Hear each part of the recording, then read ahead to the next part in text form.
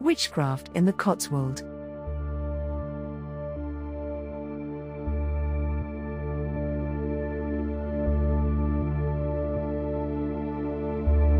The area of the Cotswold Hills has long been famous as a center of witchcraft lore, its rolling landscapes and ancient villages steeped in centuries of magical tradition and folklore.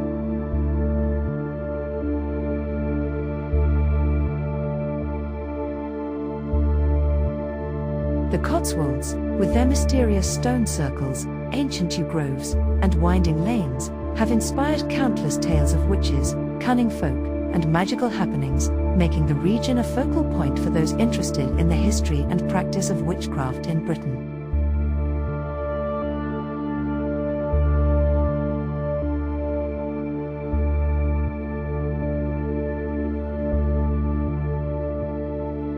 In modern days, two significant events have brought this enduring reputation to public attention, reminding both locals and visitors of the region's mystical heritage.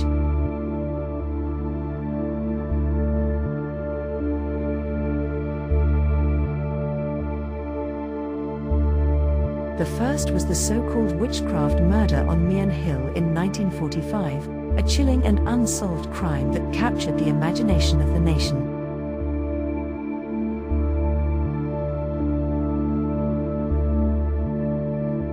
The second was the opening of Mr. Cecil H.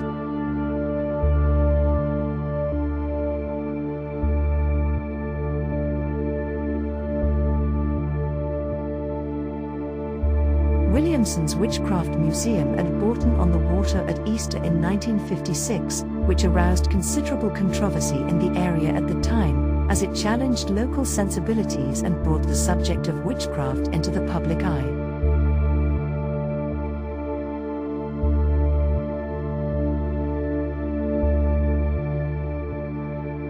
The museum, which closed about 10 years later, was only the beginning for Mr. Williamson, who went on to open another, even more renowned, museum at Boscastle in Cornwall.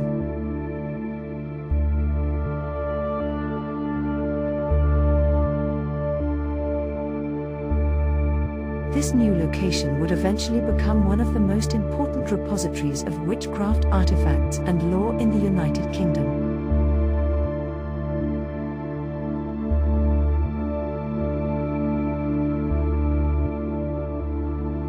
During the years it remained at Bourton-on-the-Water, this witchcraft museum, arranged in a picturesque 15th century Cotswold stone house, provided a fascinating panorama of objects connected with magic and witchcraft.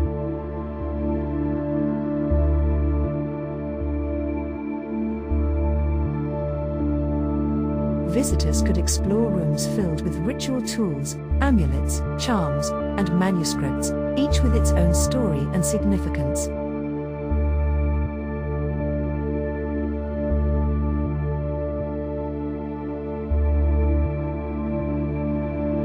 Among its innumerable exhibits, the museum featured an indoor shrine used by a witch for thanksgiving to the old gods in recognition of spells successfully accomplished.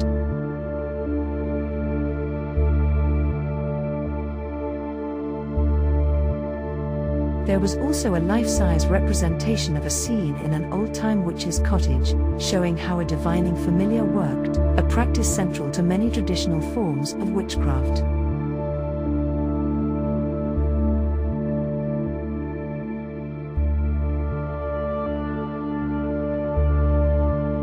In this evocative display, a wax figure of a witch sat before a big old-fashioned table, on which rested a skull draped with a black shawl.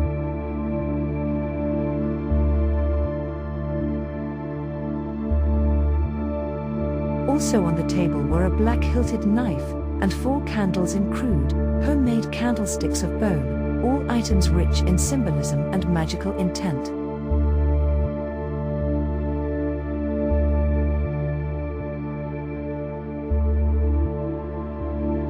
Specimens of different herbs were displayed before the familiar, a small animal, highlighting the importance of herbalism in witchcraft.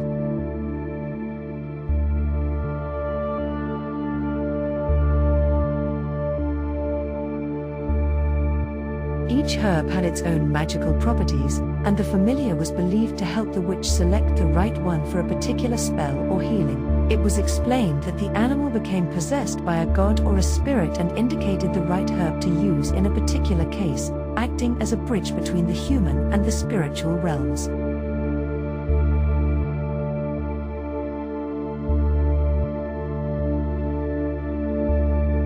This belief in animal familiars is found in many cultures and is a recurring theme in European witchcraft.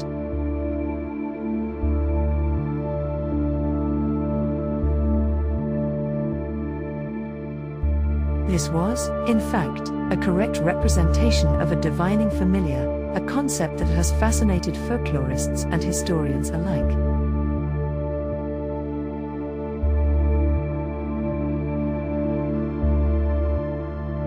Familiars were often thought to be cats, toads, or other small creatures, and were believed to possess supernatural insight.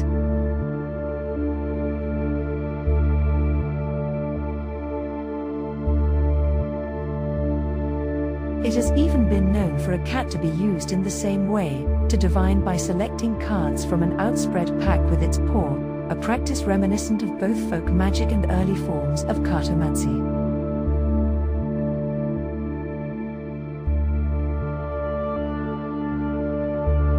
The exhibit which aroused the most controversy, however, was a life-size wax figure of an almost nude witch priestess lying upon an altar.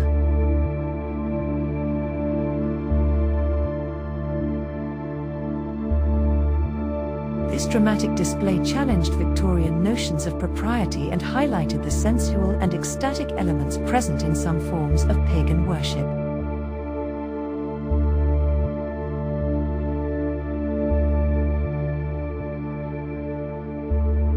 She was described as a priestess of Tanit, the Phoenician moon goddess, whose worship, it was claimed, was still carried out in Cornwall and the west of England.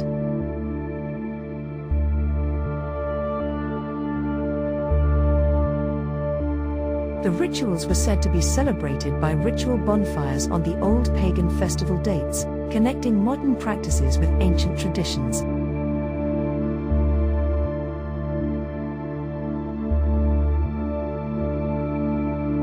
In June 1956, a disturbing incident occurred when someone hanged a cat from a beam outside the museum.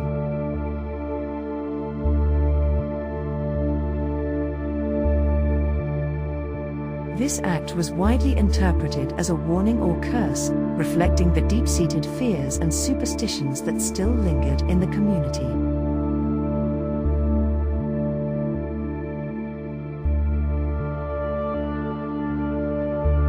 Mr. Williamson interpreted it as a death warning from someone who objected to the museums being opened, a stark reminder of the tensions that can arise when old beliefs are brought into the light of day.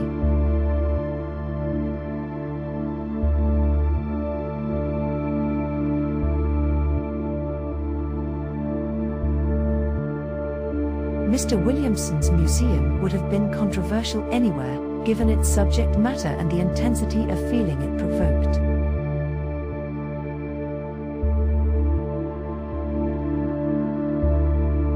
Yet it was doubly so in the Cotswolds, where fear of witchcraft as a sinister influence is still lively today, and where stories of curses, hexes, and magical retribution are still whispered in village pubs and around kitchen tables.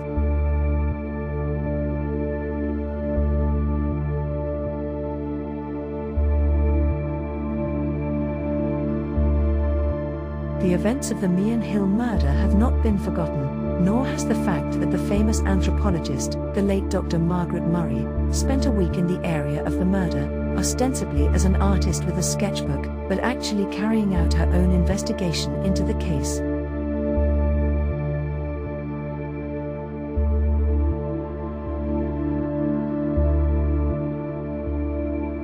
Dr. Murray was a pioneering scholar of witchcraft, and her presence lent an air of academic seriousness to the mystery.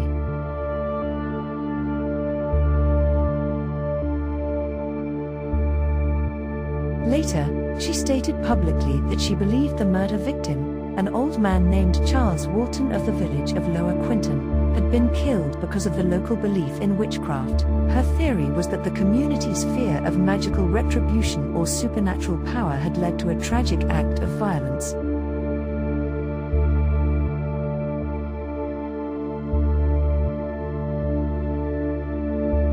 Walton was found dead under a tree on Meon Hill on 14 February 1945.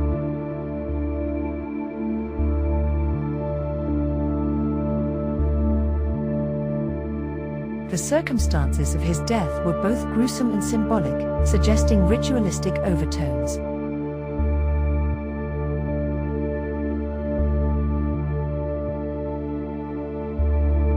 His body was pinned to the ground by a hayfork, and his throat and chest had been slashed in the form of a cross.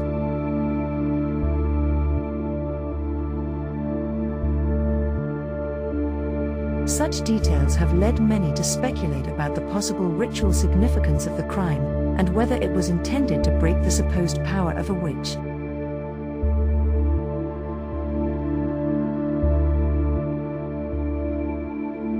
Police investigating the murder came up against a wall of silence, and no arrest was ever made.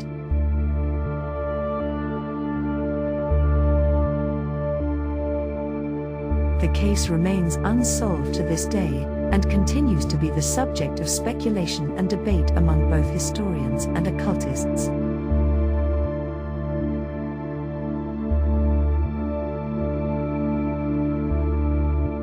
February 14th is Candlemas by the old calendar, which is 12 days behind the present dating, and Candlemas is one of the great Shabbats of the witches, a time of celebration and ritual in the pagan calendar.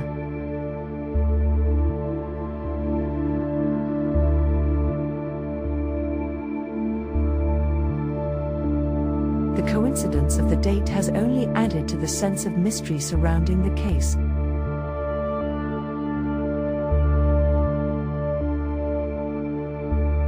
Recently, another investigation into this mysterious killing has been carried out by Donald McCormick, who published his findings in his book Murder by Witchcraft, John Lorig, London, 1968.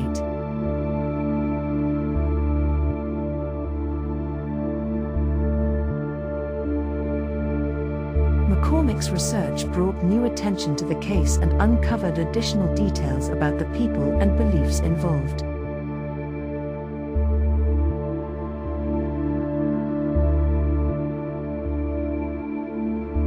Mr. McCormick has uncovered new facts about the man who was killed, which have convinced me personally that witchcraft, or rather the fear of witchcraft, was the motive for this murder.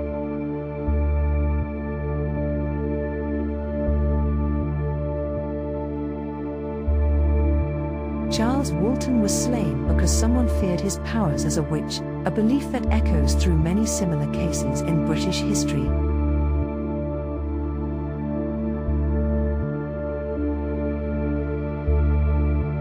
He was slain bloodily because, according to folk belief, to spill a witch's blood destroyed their influence.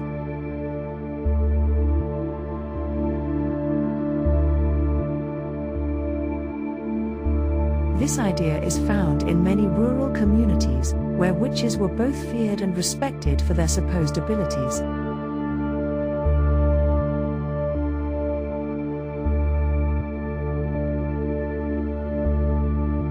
In 1856, an old woman named Anne Turner had been killed in a similar manner, in another Cotswold village, Long Compton, by a man who believed her to be a witch.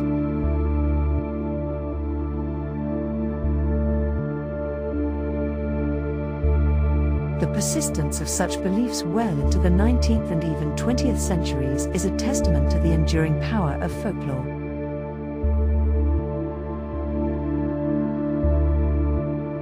He was influenced by an old local saying, "There are enough witches in Long Compton to draw a wagon load of hay up Long Compton Hill."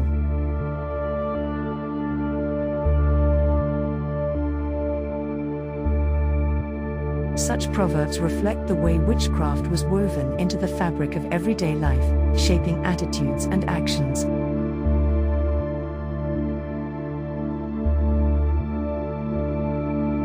The traditional meeting place of the Cotswold witches is the Rollright Stones, a prehistoric stone circle between Long Compton and Chipping Norton.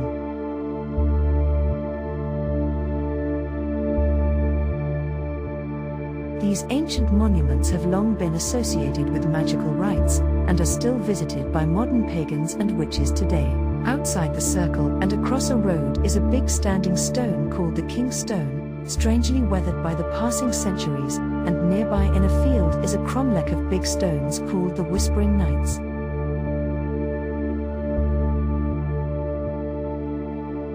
Local legend holds that these stones are petrified figures, frozen in time by a powerful spell.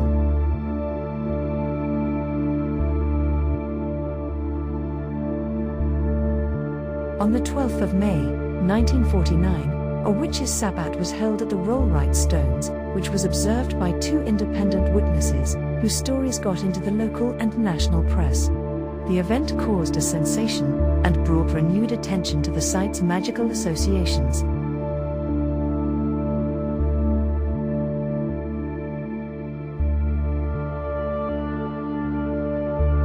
It was the night of the full moon, and May Eve by the old calendar, a time traditionally associated with fertility rites, bonfires, and the welcoming of summer.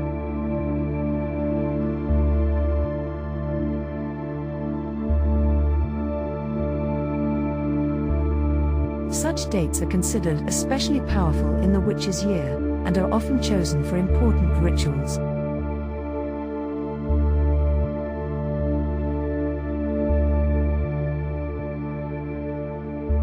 The latter, as stated above, is 12 days behind the new, or Gregorian calendar, which was adopted in Britain in 1752, but traces of the old reckoning can still be found in custom and folklore, especially in rural areas where traditions are slow to change.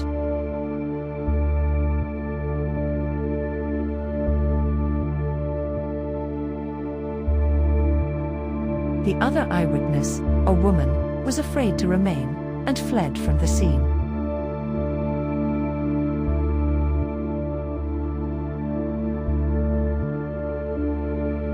Since this time, traces of bonfires have been found at the Rollright Stones on various occasions, but since the newspaper publicity, witches have tended to avoid using the stones for their meetings.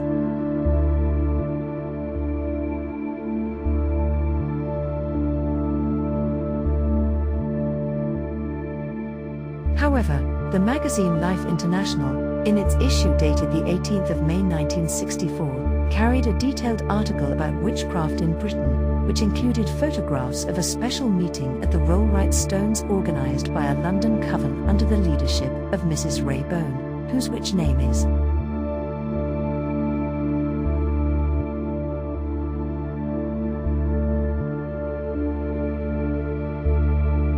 Artemis. She invoked the old gods of the witches, and the coven joined hands to dance round a bonfire lit within the circle of stones.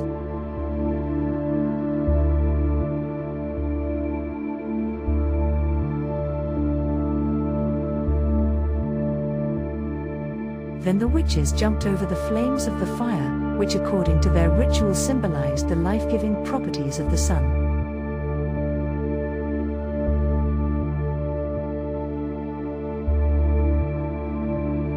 The rite was held to celebrate May Eve, the traditional beginning of summer.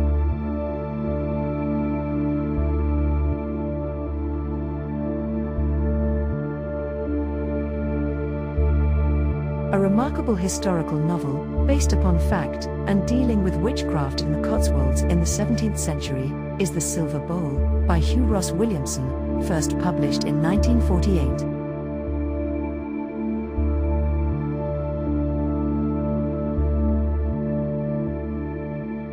It deals particularly with Chipping Campden, and the strange events are known as the Campden Wonder, when 3 witches, Joan Perry and her 2 sons, were hanged for the supposed murder of a man who had disappeared, but who later returned alive to the village.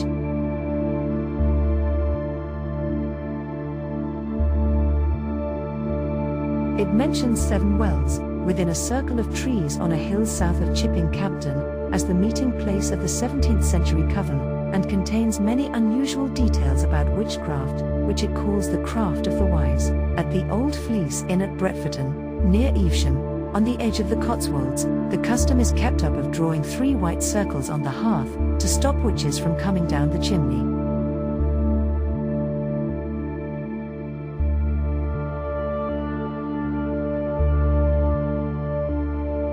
This derives from the old idea that the influence of witchcraft could enter a house through the windows, the doors, or the chimney, and protective amulets.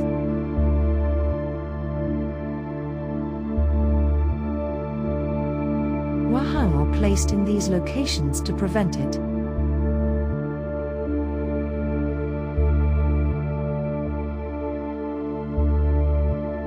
The number 3 has always been sacred and magical, while the circle was anciently regarded as the symbol of perfection and eternity, and whiteness as the